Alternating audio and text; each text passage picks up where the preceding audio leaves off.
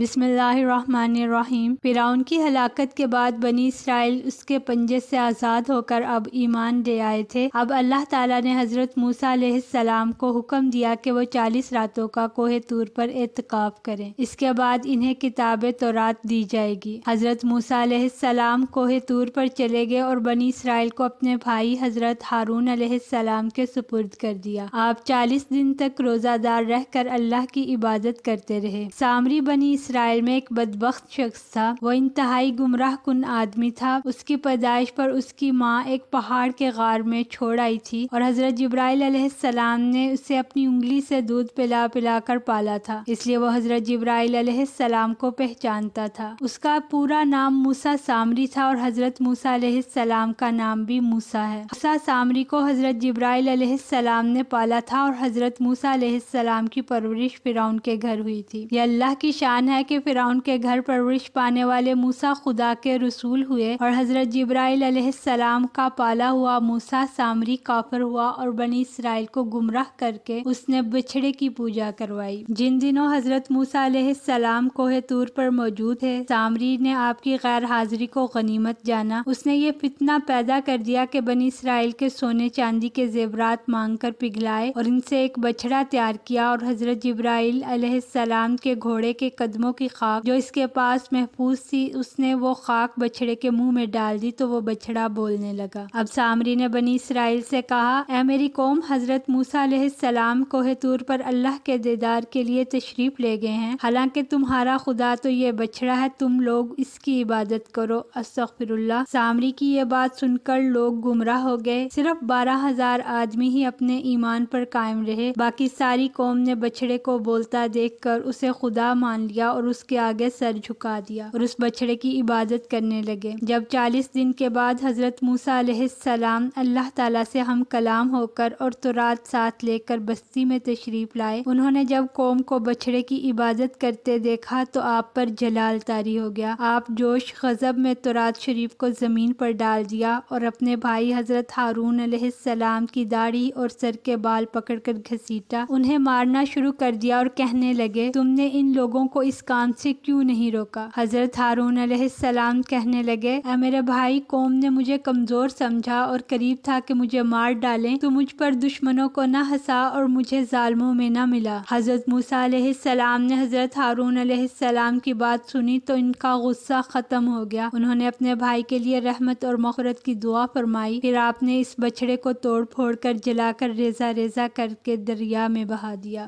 اس واقعے کا ذکر قرآن مجید کی سورہ اعراف میں موجود ہے۔